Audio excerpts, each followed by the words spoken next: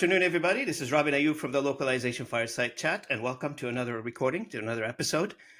And today, Friday, July 10th, and tomorrow, my fake birthday. I will talk about July 11th and the fake birthday tomorrow. That's a long story about that one. But today, we are recording a very interesting episode that's coming to two companies coming together. And, you know, in a world that is obsessed with speed, automation, and the question isn't whether AI is going to replace human interpretation. It's the question that should it? And we've done an episode on this one earlier that was published on June 22nd. And today I'm joined by two companies who decided to choose not to choose between human and machine, but to fuse them together, to bring them together, to figure out where does it apply, how does it apply, and where is the best place to use it. And without any further ado, I am so happy to have you with me, Scott, Ed, Jerry, and Pablo. As we say on this channel, everybody's got a story. So we're going to do an introduction, and I'm hoping that some of you, all of you, will give us a bit of a story. How did you get into it? And we'll dive into the meat of the podcast in a second. Scott, we'll start with you if you don't mind. That's terrific. Robin, thanks again for having us, and a pleasure to reconnect with my good friends from Lingolet, and obviously Pablo and I, who talk about 100 times a day. So nice to see everybody. My very short background, I am Chief Executive Officer at LSA. I've been with the company going on 7 years now.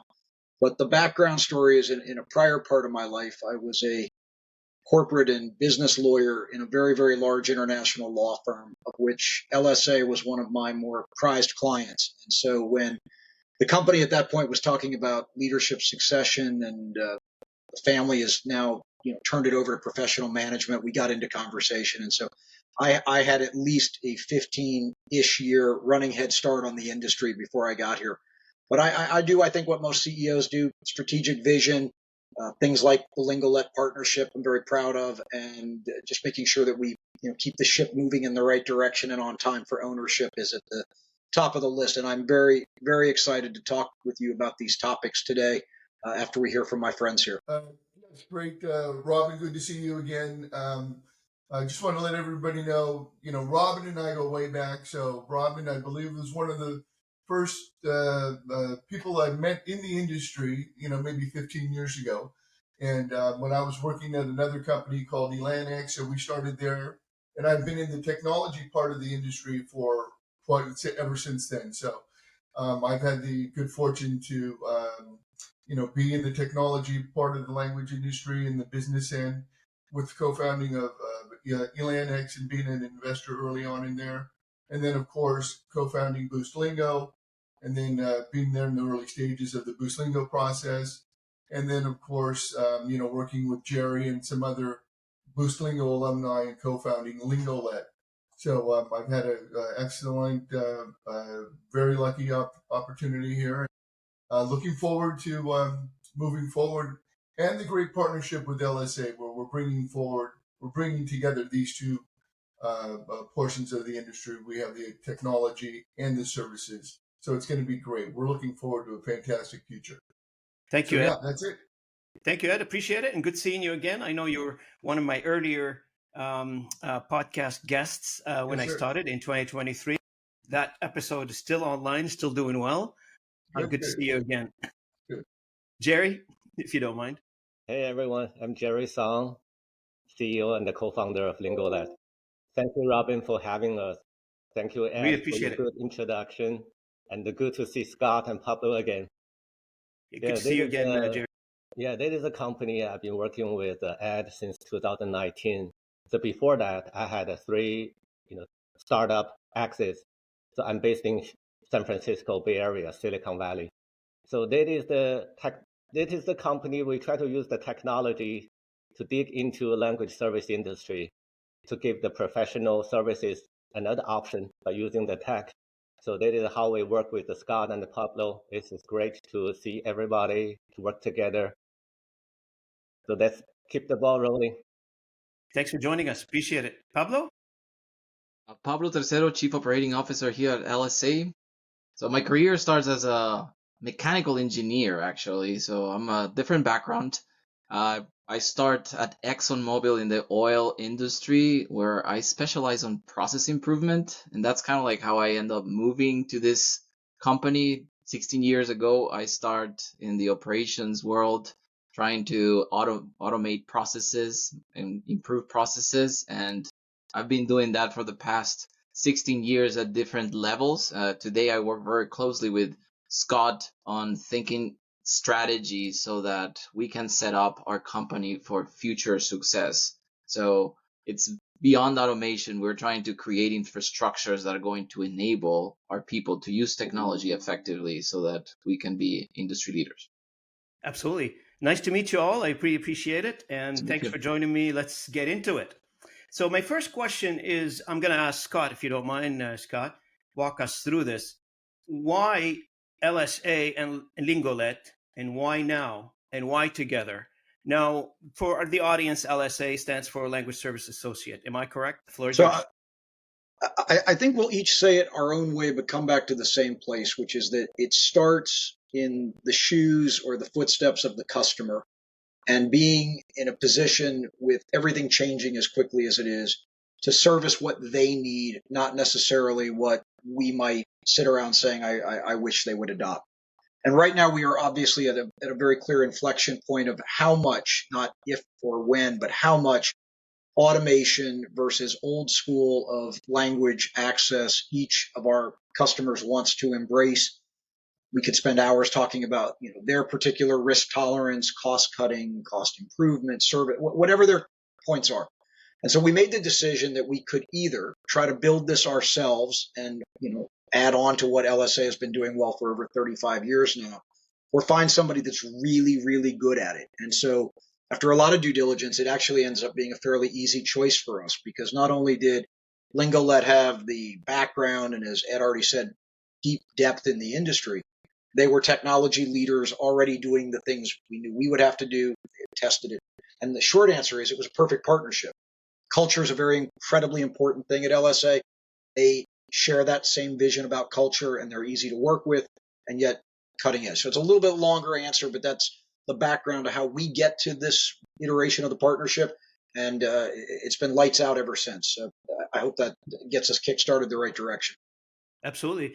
And Jerry and Ed, if you don't mind, what's your take on this question? And by the way, for the audience, just maybe you have missed the news on Slater or somewhere on the social media platforms.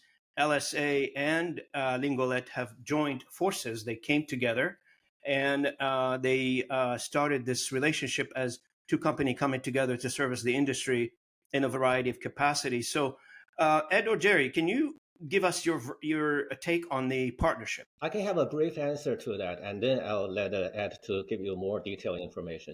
For me, personally, I do feel like LSA has a very high standard reputation in the industry, and especially Pablo and Scott, and we've been talking about the partnership for like 2-3 years. During the conversation, we totally see their personality, and that is the DNA part of the company. So they are great people to work with, and they have a very strong customer relationship, sales, revenues, and then professional services. For us, I came from like a technical background. I try to use the technology to give the users more options. We're not competing with any other LSPs, service providers. We're helping them to use our software to build a platform to make their job easier. That is my thought, my take. So we'll have Ed to give a more interesting conversation answers. Yeah, go ahead. Or Jerry, he'll disagree with both of us. No. I mean, it's the opposite. Jerry, you hit the nail on the head. We've been working with LSA for a long time in discussions about technology and how we can work together, and what we're working on and what you guys were working on as well. So the relationship started a while ago. So it wasn't just something that was manufactured just to create something for the AI space. We have known each other for a long time, but it just the timing was right where the technology had caught up with what we were doing, and so the opportunity was there. And so, like Jerry said, we had already developed a relationship with LSA, and we knew who they were, how they worked, their work ethic, what they were looking for. So the partnership was a pretty easy decision to make, as Scott said. So it worked out fantastic. It worked out really, really well. So, in providing all of the AI and the AI functionality for the industry, with having LSA as that, highly reputable service organization supporting you really speaks volume for us. And it was a partnership that we were, it was a no brainer for us, and it was just an easy process. So, yeah, it's fantastic. And we were super fortunate. And the chemistry with the company across the board is fantastic. So, working together and building a company and helping each other, is super easy for us. So the relationship is great. The technology partnership is great. And, the future looks fantastic for all of us. So we're excited. Funny you mentioned chemistry, right? Chemistry is so underrated, and it should be, more put up front in any relationship, company to company, individuals to individuals, etc. Because if you don't have, and I find it quite often in our industry, if you don't have chemistry, even vendor to customer, you are going to get into some issues. I love, like, the three of you so far, you focused on the chemistry part, which is important to make anything successful nowadays. Partnerships can be created, etc. But to figure out how that chemistry work between not just one individual, you're talking about two organizations coming together, makes things a little bit more complex. So you must have seen, Pablo, you must have seen, as a company, as an LSA, you must have seen an opportunity. And so my question to you would be around, from your perspective, what are the short-term wins and the long-term opportunities that you're hoping to achieve with this partnership? From your position as the chief operating officer, you must have some vision around where we're going with this short-term and long-term. No, totally. So a lot of these things were discussions that we had before we decided that this made sense. And we were looking, as Scott said, some of the areas where we knew we needed to build processes, build know-how. And we saw that Lingolet actually already had a lot of the process and maturity of the technology and know-how. And we have a lot of the experience talking to customers and understanding exactly what is it that they need. There is technology out there that it's very flashy, but we are all trying to figure out how to package it into processes and workflows that are useful to our customers. So some of the short wins that you will see in the upcoming weeks are us coming together with what the customer needs in workflows, and the Lingolet enabling us to convey that and connect that to the technologies, to the large language models. So I'm not going to come here and tell you our secret sauce right now, but Yeah, you will that's be good. Are seeing you that at sure you don't the want to do that? That's great. you will start seeing some of our success stories as we implement some customers. We're currently testing some customers with solutions that we have created together. Hey, Absolutely. Robin, can I jump in with one that we can talk about? We're very proud of it, and it was a true win-win for both companies. It is not a secret; it's actually very publicized that we are a supporting partner of two professional soccer teams in the United States, and one of them has a very significant language problem in the locker room because they recruit a lot of international players for whom, quite bluntly, English is not their first language. And the very short version of a long story is ownership of the team came to us and said, look, we have a player, we will keep his name out of it, who is in the training film room nodding his head that he gets what the coach is saying. And we absolutely know he does not. And he said to me flat out, do you have a solution? And I said, yes, we do. And they said, well, it's got to be secret. Like, we don't want an interpreter in there listening to our strategy. We said, doesn't matter. So we immediately got together with Lingolet. We built out a QR code system for them. Players can sit side by side and have dialogue with the coach in all of the languages that are in that locker room. I'm very proud to say that team is on a very, very strong winning streak right now. We'd like to say it's because of LSA and Lingolet. We know better, but there's definitely connection. But anyway, that is a very easy to digest example of where the two companies came together, created a solution that just did not exist in a very complicated and fast moving office / player field. dynamic. And we talk about that one all the time because people can get their hands around what it is like to sit next to someone hearing a third language. You don't want to interrupt the room, but there it is. And now they are able to converse back and forth just by scanning the code. So we love talking about that story. It's not a trade secret. It's one we're very, very proud of, and it's very public. Absolutely. And, for the audience, we're talking about AI-driven, artificial intelligence-driven interpretation. Okay. So we want to make sure that the audience, I'm assuming the audience is aware of all the social media posts, what we talked about in this before has been taught you. The internet has been buzzing about your two companies coming together. So, but I want to make sure I continue flag it throughout our discussion today, just in case somebody was hiding under a rock and did not even know about this. So, so we want to make sure that everybody knows about it. Now, Scott, the way you've answered that question, which you added to it, actually, it's very, very paramount, because I was just going to ask Ed and Jerry, what, and I know I've seen a demo of the technology. Ed was gracious enough to show me a demo with the team. But for the audience and for the listeners, Ed, let's target what problem are we solving and that others aren't solving, and where is this unique from your perspective? Well, by the way, Robin, great. Thank you very much. And kind of to piggyback off of what Scott had said regarding the soccer, the formula for the soccer team and how that worked, we've actually transitioned that into a product and using that in the classroom today. So now we use that with a teacher, with students that can have access to all of these different languages. So we're looking at, the AI coming in and working in those areas where it's not as critical for the message to be 100%, where we can do a lot of the early stages of these things, kind of like walking into a clinic and asking for directions for where they park their car, how do I fill out this form, where you don't actually need a live interpreter, where LSA comes in. But once we get that escalation point, we can come in and with seamlessly added live interpreter who's already involved that can come in and help us.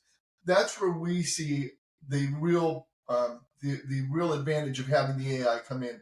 And by the way, AI comes in a lot of different forms. It's not just the interpreting and the language and things. There's a lot of other back end things that happen in AI in the platform and in the process and other things like that. So that's just like the tip of the iceberg, so to speak. But it's exciting, and the way that the AI is developing, weekly, it just becomes more and more. There are more and more opportunities to use it. Absolutely. Within the organizations and within the process, and how we can actually get it out to the market. So Pablo, can I, capitalize on what Ed just mentioned, and what's going on in the industry right now? It's all or nothing, right? So you always have that theory where it says, I'm always, I'm going 100% AI or I'm going 100% human, etc. So we're seeing that on the content side, where they're pretty much following what you just Ed just described. For instance, it's called task oriented.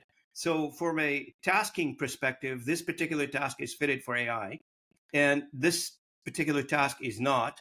And so is that like within this solution that you're envisioning there? And how do you do the I want to say the filtration process, the routing process? Where do we stop certain process from an AI perspective and start the human part?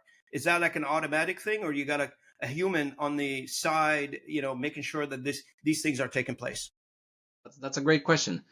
So the way that we're attacking this problem is that we're kind of creating a workflow of the experience of a customer when they are engaging with our services. So we see it from beginning to end, and then we're dissecting which areas are algorithmic that can be enhanced by using artificial intelligence. And this is not just an AI interpreter, like Ed mentioned. There's another artificial intelligence powered processes that can make it faster and better. And we're looking at all of the different chunks of that experience and then creating solutions. Now, to answer your routing call, we have an interpreter management system that already handles the availability of all resources in the world. We have thousands of interpreters across the world, and we know who is available at what time and the probability and likelihood that they are going to help us with an interpreting session. So adding an AI interpreter to this model is quite easy because it is just one more data point that you need to contact that you know will always be there, because the computer is going to be on 100% of the time if the backup is done properly, which ours are. That's very Robin, good. before we move on, I really think this may be at the heart of it, and this is where I think our two companies are looking at this a little differently than what is quote market. The notion that it's all or nothing is almost an artificiality, I think, sometimes created by the people selling what they're trying to sell. If you go back to my opening comment about it is the customer's decision that drives this, not ours, each customer nuances what Pablo just said at very different breakpoints between full automation, full human, and that spectrum. If you could picture a visual, it's always going to play in the middle now. And each one is going to have its own unique demands, timing, and ultimately, back end things like billing and things that get them paid. And the ability of the two companies to stand there and say, we'll meet you where you are, not the other way around, we hope proves to be our great differentiator. Which means, to capitalize on what you just said, Scott, meeting the customer where they are, which means technology has to continue evolving because customer needs will continue evolving. And what we know about customers today may not be the same what we know about them tomorrow. Their need changes. So my Jerry, question to you: I know you're a tech person. You live in the Bay Area. You live and breathe that stuff.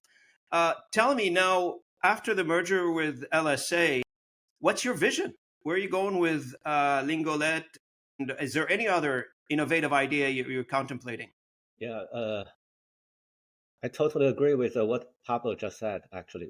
Not just using AI to deliver the final service, we're also using the technology, AI, to monitor the whole workflow, whole process, and to see how the conversation goes, at which moment we need a human be involved, be part of it.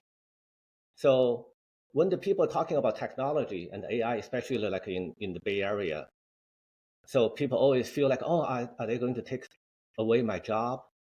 So actually, we are using the AI to help the professional to deliver the better service, to cut off the cost for the final users, final clients.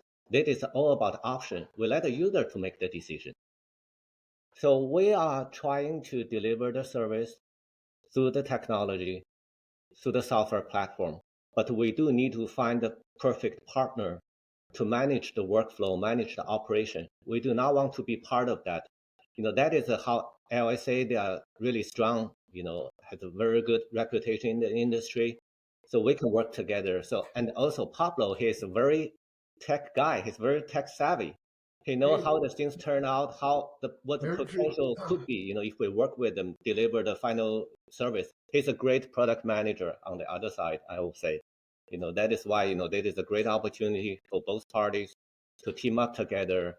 Let's see how things turn out. I have a great expectation, more to come. I will see, that is.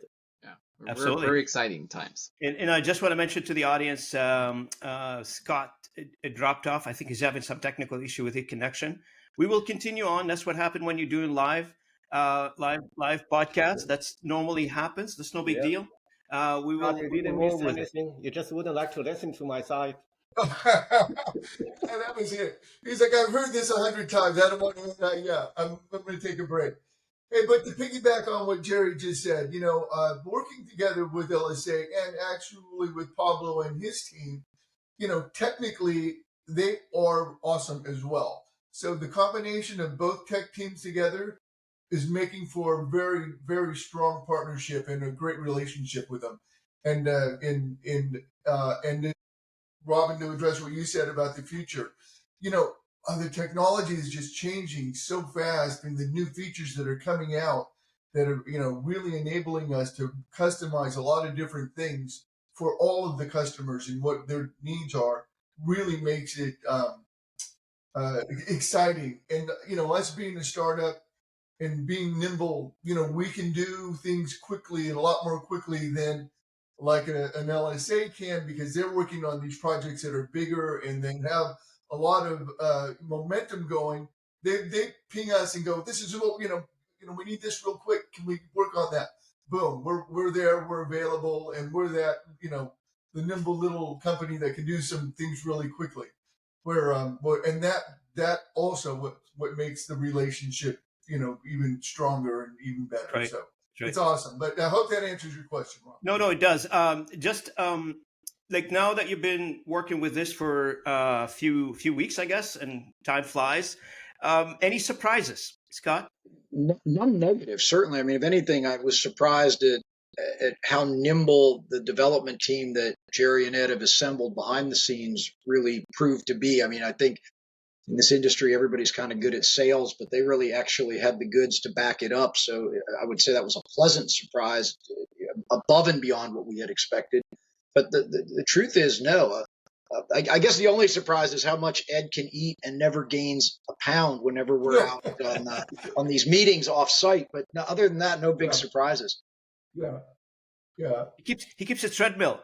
Yeah, I'm on the treadmill right now. We can tell. That's it. Excellent. What industry? I know, Scott, you mentioned the sports industry, and Ed or Jerry, you three of you mentioned like the healthcare industry as well. Is there any other industry that you guys are thinking about leaning into, or perhaps could be a candidate?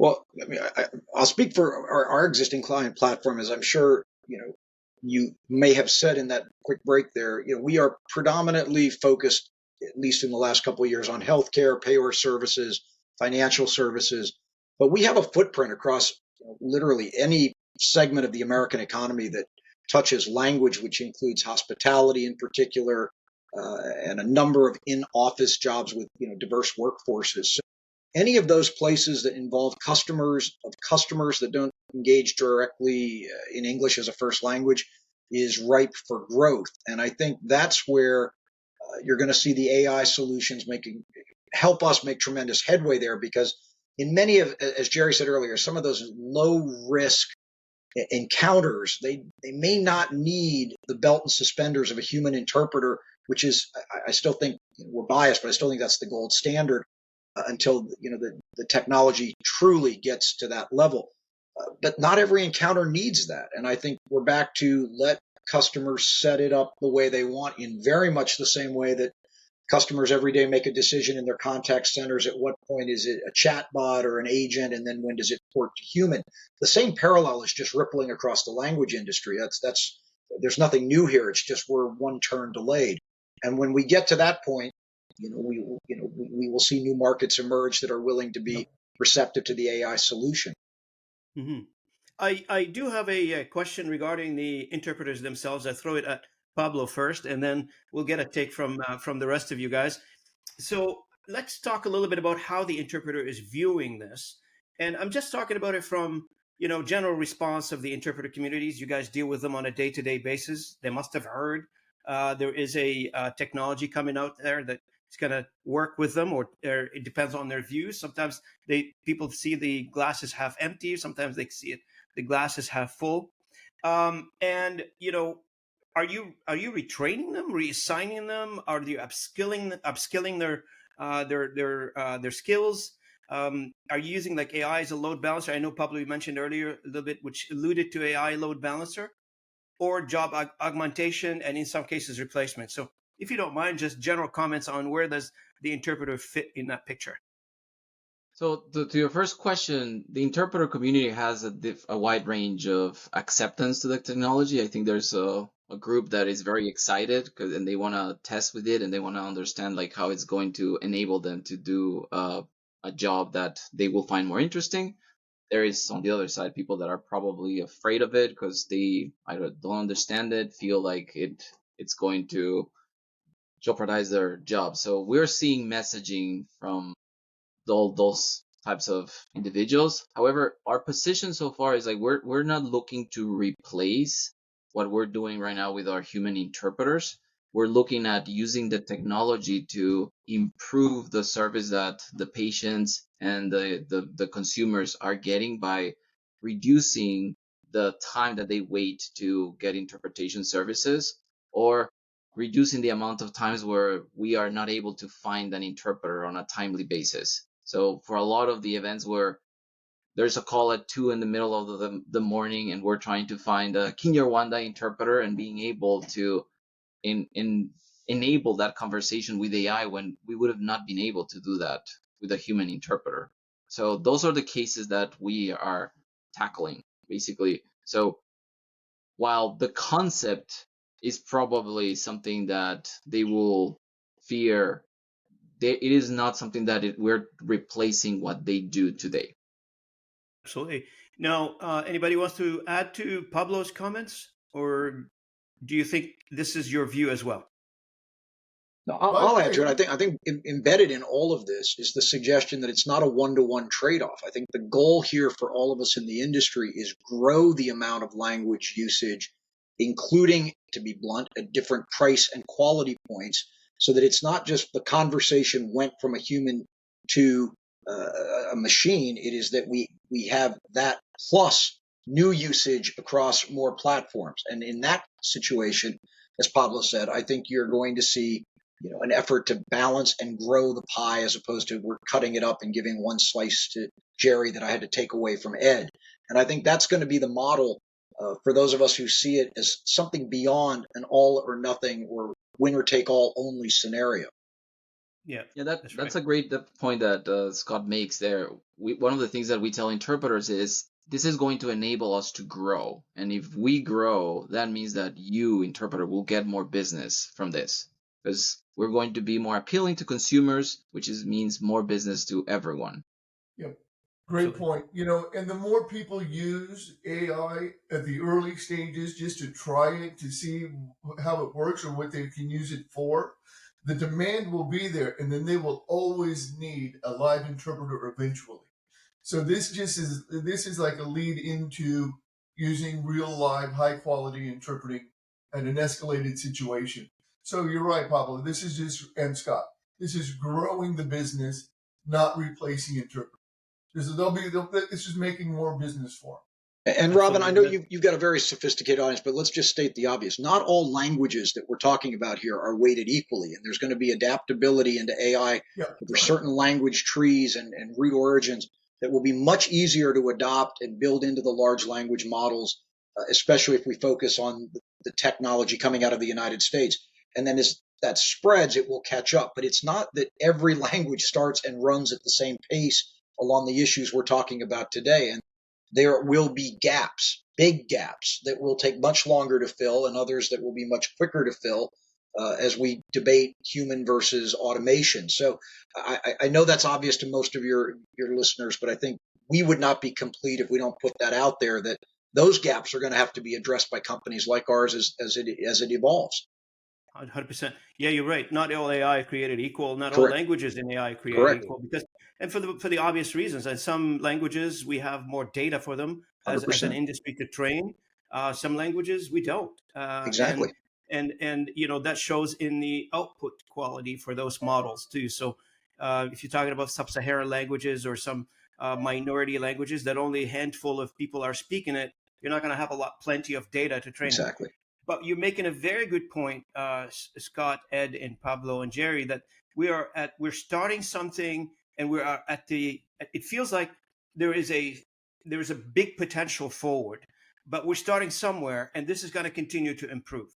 Now, when we are starting this is great. I mean, I'm glad to have the opportunity to have you on the channel here and talk about this, because when you talk about interpretation or any services in the healthcare sector, one of the things that comes to people's mind, that whole compliance issue in the regulated environment.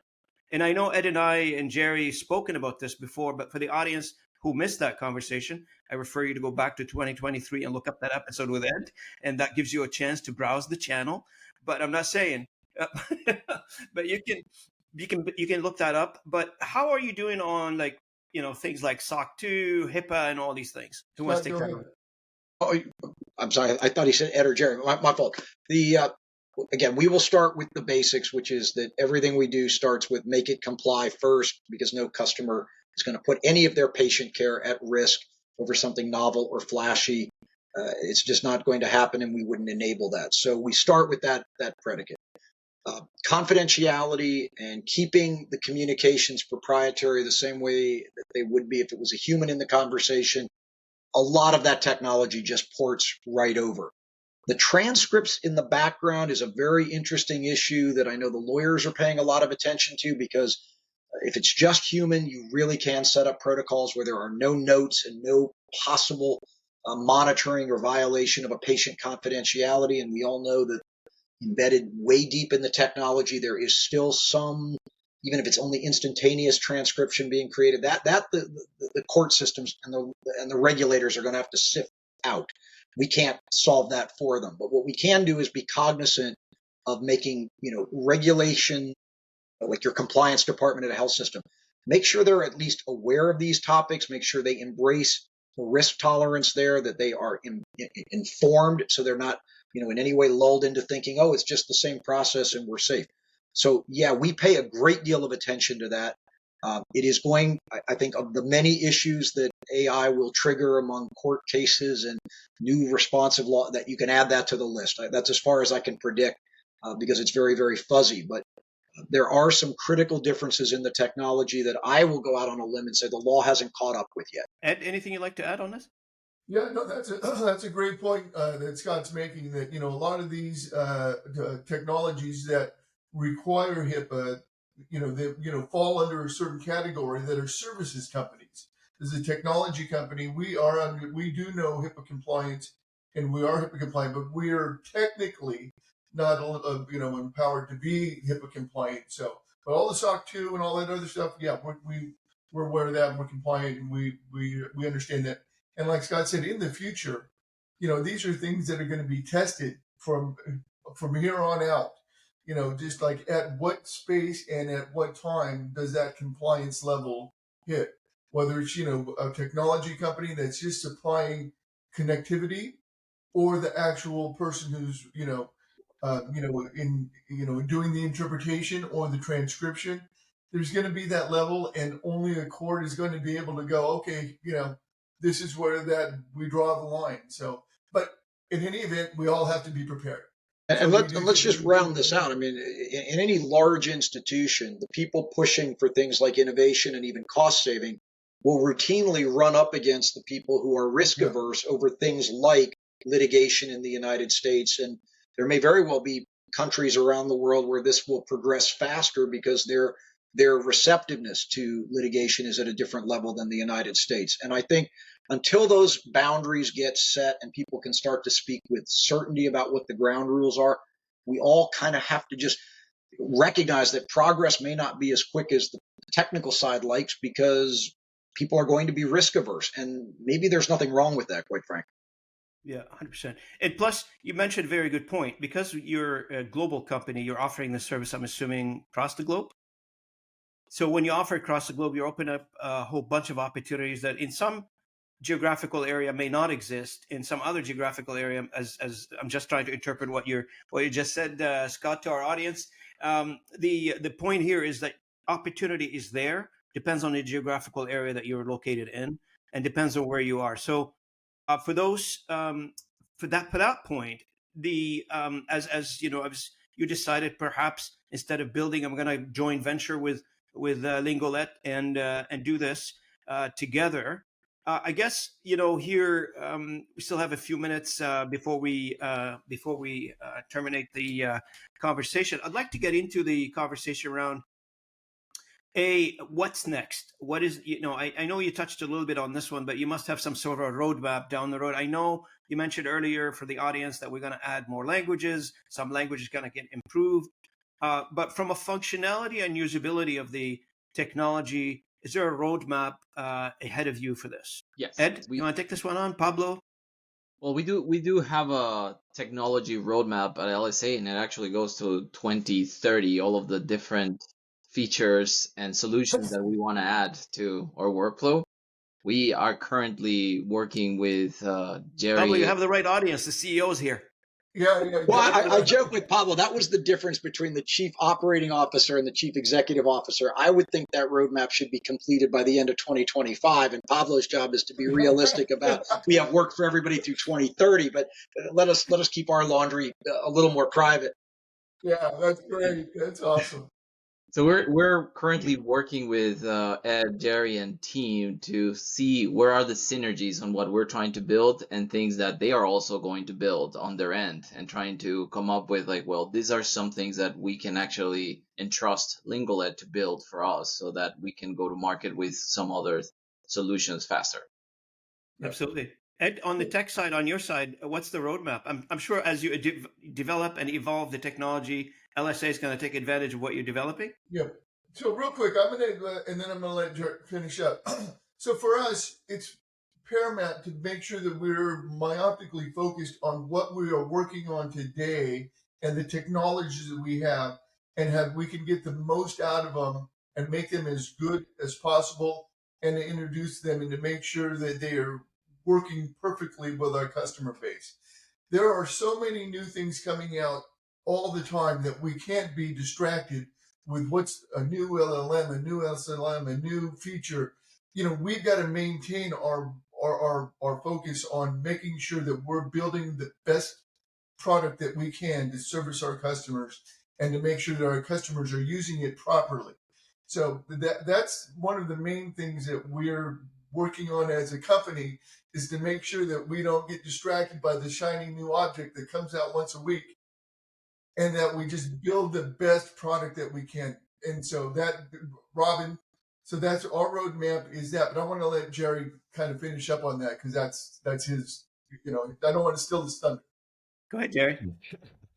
So as a technical person, actually, the most popular term I like to use is we can build everything, anything. But that is a not good strategy for the company to grow healthy, right? That is why we need to work with LSA, work with Pablo. He has a very strong roadmap, very clear features, what we can deliver. It's more about sellable, marketable, and being adapted by the market, by the interpreters. That is why we're working very closely with them to make sure technology follow the right direction, doesn't go wrong. So as long as we keep going, focus on deliver the final product sellable to the market, I believe by the end of the next year, you will see the different picture of both parties. Yeah, and Robin, as everybody mentioned on the call here, is that extreme cooperation between the group here is very beneficial, because I'm assuming Jerry is taking input from the market and implementing it into the technology. That it gives you a lot of, it's almost like a living lab. Instead of taking a product and testing it in the laboratory, you're testing in a live environment and you're seeing what the market feedback is, and you're just continuously evolving. Yeah, I think there's one other piece to this, which I know none of us have mentioned, and that is always thinking about advocating for and pushing to market the value proposition, because lurking in the background, we're not just competing against our competitors, we're competing against a part of the consuming population that thinks the starting point is free because it came on some other device, right? It came in one of my software programs, it came off of something you put on your phone, and I will leave name brands out of it. And if the starting point is always, well, I can do this for free, and why should I even, pay for a Lingolet product, let alone the ability to escalate to a human that LSA might get to, and that line between business to consumer and B2B begins to really gray out in a hurry.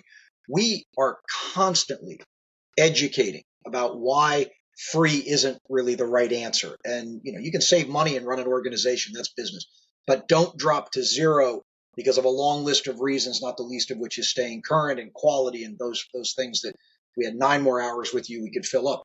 But to forget about selling the value proposition of what companies like ours and our other competitors do is candidly a misstep, because if we allow the market to cede to free is good enough, then none of us are having podcasts, because they aren't going to want to talk about this topic, and that becomes the lowest common denominator. And that's not good for anybody, end user or people in the business trying to make a living doing it. So I never lose sight of that when we're talking to business to consumer or re-upping with existing customers on what is the value proposition.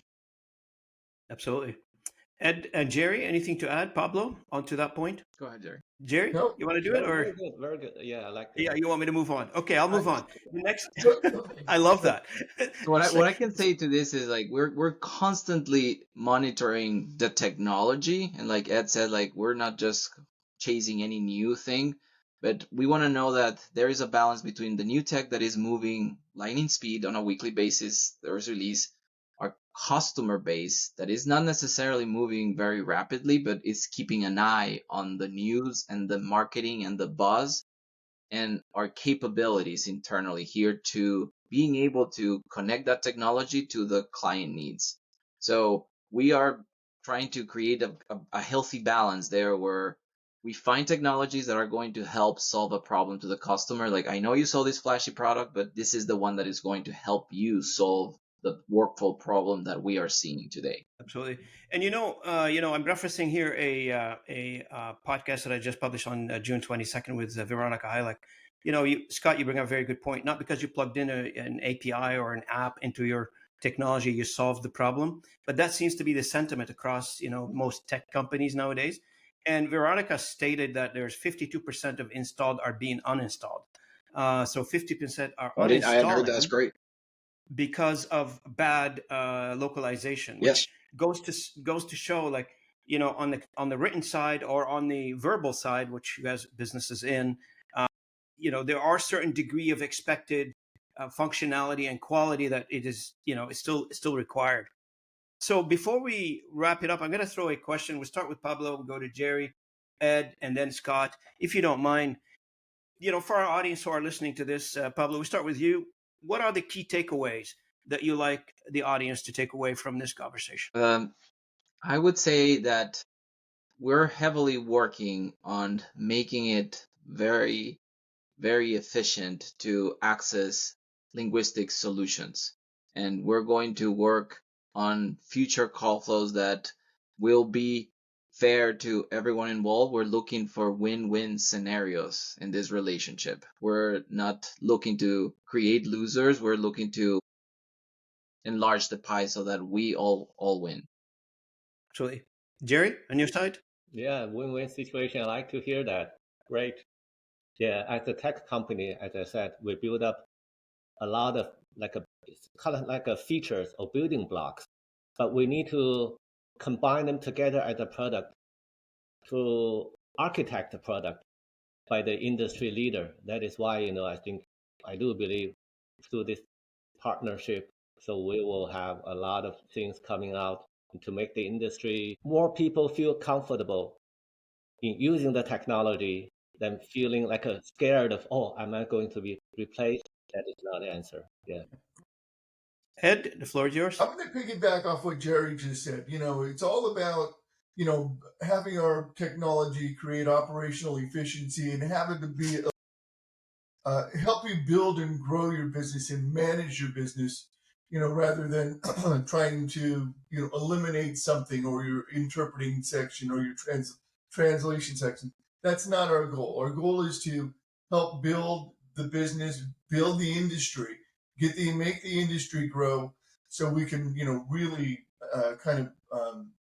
just have a bigger pie for everyone and eliminate the race to the bottom. That's key. And I really appreciate what Scott said, because that's not our goal. Our goal is to build the industry, to build the whole, make the pie bigger, not have a race to the bottom where everybody's trying to get the cheapest to do the worst work. It's escalating, it's getting better, and everybody's getting better through our technology and through, the AI in general. So, that's my takeaway. Absolutely. Scott? So, Robin, I think my two takeaways, and there are two. One is customer, appreciate that there's a spectrum between full automation, full human, and there is no right answer. Find your comfort spot along that sliding scale and know that you're not locked in forever. You will be able to move more or less depending on whatever you're confronting in your world. And if that brings comfort to anybody listening, then we've accomplished our goal here, because it is not, in our humble opinion, a take it or leave it. No matter who pushing a product wants you to believe you must go all in one way or the other. I fundamentally reject that. That's takeaway number one. The other is much simpler, which we hopefully showed throughout the presentation and call today, is that chemistry still remains as old-fashioned and as new-fashioned as you can make it up, because without chemistry within your organization, within your partnerships, within your customer base, you are just hawking a product that you will be left behind as soon as somebody else comes along with a better mousetrap. But the chemistry that builds for solutions and being nimble about that I think that makes for lasting partnerships across businesses and across customers. And that we work so well with these guys because they share that fundamental belief in people at the end of all of this, no matter how much tech is in the room. And I guess that's my second takeaway. Absolutely. First, I want to thank you for joining me. Well, thanks for having us. I really appreciate your time. And if for the Localization Fireside Chat audience, if you're joining us on video through YouTube or other mediums, I thank you so much for listening in and staying with us throughout this conversation. Very interesting conversation, very timely conversation. And I hope and I wish you all the best to both companies, Lingolet and LSA. I wish this episode that we've recorded together brings some positivity to your business in any way. Get a partnership out of it, get a customer out of it, get a good conversation with somebody out of it. I know most people come on this, and I'm not bragging, most people come on this podcast, they get something positive out of it. Right, Ed? I think Ed can testify. Of course, absolutely. We have. Yeah, we have. So hopefully something positive comes out of it, and I really appreciate your time. For our audience, if you have not joined me yet on YouTube or on any of the podcasting streams, Spotify, Apple, etc., please do so. We appreciate the like, the share, the comments. This channel is not funded by anybody. It's not sponsored by anybody. It is an army of one, as you can see, and I do the edits on the weekend. So it's a what do you call that? Crazy passion for the industry that drives it, and it's generally me, the crazy one. Thanks. Thank you. Thanks for the audience. I really appreciate it. Thank you, Robin. Thanks for having us. Scott, Ed, Jerry, so Pablo, appreciate you joining me today. Thank you so much. Thank you, Robin. Great to see you, and thank you for having us. It's fantastic.